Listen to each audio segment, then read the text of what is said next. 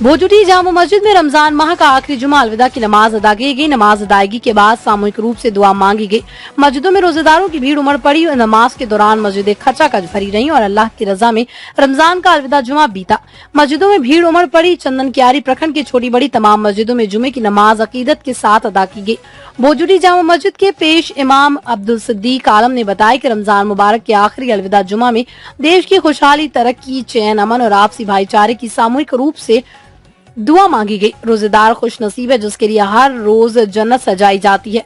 रोजेदार की मगफरत के लिए दरिया की मछलियां दुआ करती हैं। रोजा सिर्फ भूखे रहने का नाम नहीं बल्कि इंद्रियों पर नियंत्रण का जरिया है।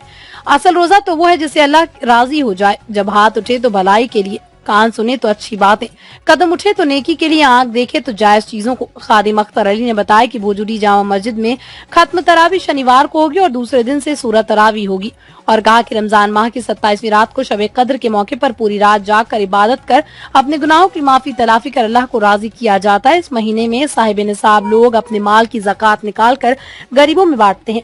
रमजान माह में पूरे महीने रोजे रखने के बाद चांद के मुताबिक 29वीं या 30वीं तारीख को ईद उल फितर का त्योहार मनाया जाएगा। चंदन कियारी से जावेद अख्तर की रिपोर्ट।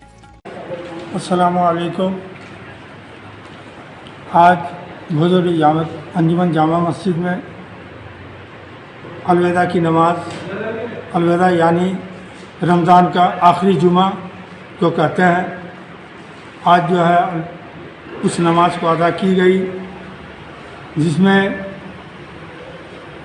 पूरे भोजूटी की आवाम, अलावा बाहर आसपास की आवाम शामिल थे। सभी ने हमारे हिंदुस्तान के लिए खुशहाली की दुआ की, चैन व अमन की दुआ की और जो भी बदगुमानियाँ हैं बदगुमानियाँ दूर करने की दुआ की। जी, तो यहाँ ख़त्म तरावी कब है और कब ईद उल फित्र की नमाज अदा की जाएगी? हमारे यहाँ ख़त्म तरावी 27 रमज़ान जो कल शनिवार के दिन है, इसको शब कद्र भी कहते हैं। वैसे तो कद्र की रातें 5 रातें हैं, लेकिन अमूमन 27 रात को जो है ज़्यादातर इसका एहतमाम करते हैं। कल जो है 27 रमज़ान को ख़त्म तरावी होगी हमारे भोजूटी जामा मस्जिद में। और सभी लोगों से गुजारिश है कि इस नेक काम में, इस नेक रात में सभी को मस्जिद में आकर के सभी के लिए दुआ करें। अपने लिए भी ये दुआ करें, अपने बच्चों के लिए भी दुआ करें और अपने देश के लिए भी दुआ करें। जो बीमार हैं उनके लिए भी दुआ करें, जो बेरोज़गार हैं उनके लिए भी दुआ करें और बरकत की दुआ करें। इसमें गुनाहों की माफ़ी होती है। ईद उल फित्र की नमाज किस दिन अदा की जाएगी? ईद उल फित्र की नमाज चाँद की 30 तारीख यानी कि कैलेंडर और जनतरी के हिसाब से जुमेरात के दिन यानी कि बृहस्पतिवार को हमारे भोजूटी जामा मस्जिद में जामा मस्जिद के घड़ी के हिसाब से 8:30 बजे जमात खड़ी हो जाएगी। आप सभी देशवासियों से, गांव वासियों से, भाई बंधु से गुजारिश है कि हमारे अहाते में आकर के हम लोगों के साथ मिल कर के ईद की खुशियाँ मिले, बांटे और आपस में मिलकर गला मिला। शुक्र है कि रमज़ान मुबारक का महीना चल रहा है।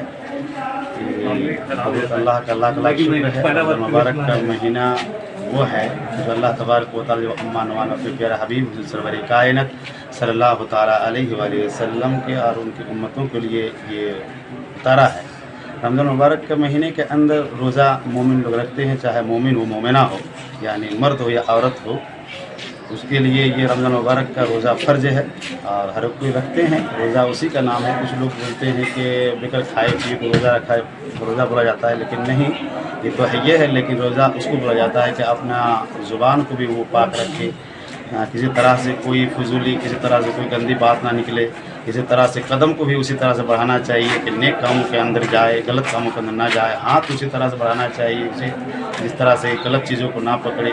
कान, नाक, हाथ, पाँव, तमाम जिस्म का रोज़ा होता है। रमज़ान मुबारक के रोज़े के रखने वाले इंसान बहुत ही खुशनसीब इंसान हुआ करते हैं। अल्लाह तबारक व अम्मान वाले के रसूल सरवर कायनत सल्लल्लाहु अलैहि वसल्लम फरमाए हैं कि रमज़ान मुबारक के महीने के अंदर रोज़ादारों के लिए 2 खुशियाँ हैं। एक अफ्तार के वक्त खुशी है और एक अल्लाह तबारक व अम्मान वालों की मुलाकात के वक्त खुशी है। इसलिए रमजान मुबारक के महीने के अंदर जो रोजा रखते हैं वो बहुत कुछ दमदार निर्माण का भरोसा लाल स्टील TMT बार्स, हर निर्माण के लिए उपयोग लाल स्टील TMT बार्स, रिश्ता मजबूती का।